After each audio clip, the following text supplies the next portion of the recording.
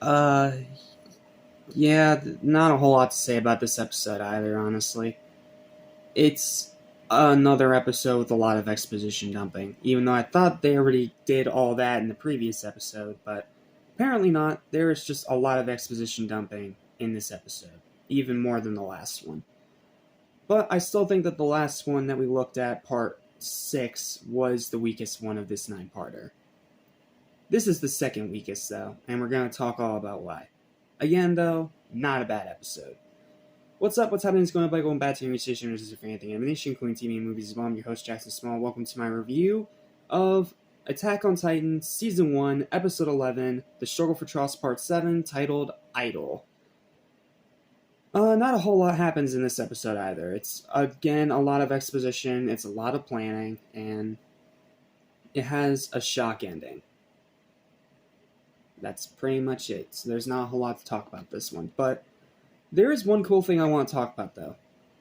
It turns out Christopher Sabat is not the only Dragon Ball voice actor that's in this show, because it turns out that Commander Pixis is voiced by the same guy who also voices Captain Ginyu.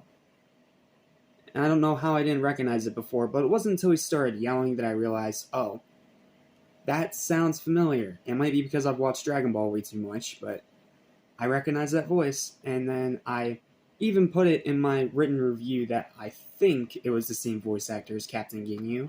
And then shout out to my friend Clayton. He did confirm that I was correct on that one. And the VA's name is R. Bruce Elliott. So, shout out to you, man. Great job on both of those roles. I mean, I'll always think of you as Captain Ginyu, but you're doing great as Pixis here too. But again, like I said, not a whole lot to talk about with this one, so this is probably going to be one of the shortest reviews in here. So we have the soldiers in disarray as Pixis is explaining the plan to them. Eren tells Hans to focus on his mission. That moment's kind of funny. Pixis gives a speech about how he wouldn't blame any of the soldiers for leaving, as they're about to leave anyway, but somehow it does the opposite effect and actually makes them want to stay. It's a nice scene that shows how they will stand by their commander. And then we have the elite team getting in their position to protect Eren. And then it all has a very shocking ending where it looks like Eren transforms into his Titan form. We also get to see more of Eren in his mobility gear finally. It's been a few episodes since we've seen him move in that gear. But the shock ending comes where he turns into a Titan, and instead of going to lift the boulder, he immediately attacks Mikasa. I don't know why. I'm sure we're going to get an explanation in the other episode, but you can definitely call him a shock, because I thought that was the one person he wouldn't attack.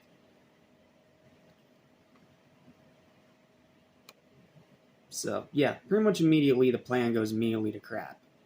And that is a huge, huge thing that is not going to end well for Eren. Hopefully he's able to control himself and actually get back on mission, or he's going to be in some serious trouble. So, final thoughts on the episode. A shock ending that's more than effective, and some pretty great moments from Pixis, but once again weighed down by a lot of meaningless exposition dumping. Okay, well, it's not meaningless, it's just very long-winded and feels like... You know how Pirates 3 at World's End had a lot of exposition dumping? Even though it was necessary exposition dumping? Yeah, this is pretty much the same. I mean, it is necessary, it fits the story, but it's just way too much exposition shoved into one episode. And it's like they're starting to run out of... It's like they felt like they were running out of time to bring this whole thing around to a satisfying conclusion. So they picked 2 episodes in the latter half of this 9-parter to just shove all the exposition in. I mean, that's probably not how it's supposed to be, but that's just what it feels like. And because of that final verdict for this one, it's another 7 out of 10. It's another very good episode, but the exposition dumping is a lot, and it does take away much of the episode. And once again, besides the shock ending, there's pretty much no action. So, yeah, a little bit disappointing, but these final 2 parts of this 9-part conglomerate should be pretty good. So, we'll wait and see. But until then, thank you guys so much for watching, and I'll see you guys next time when we tackle Struggle for Trost Part 8.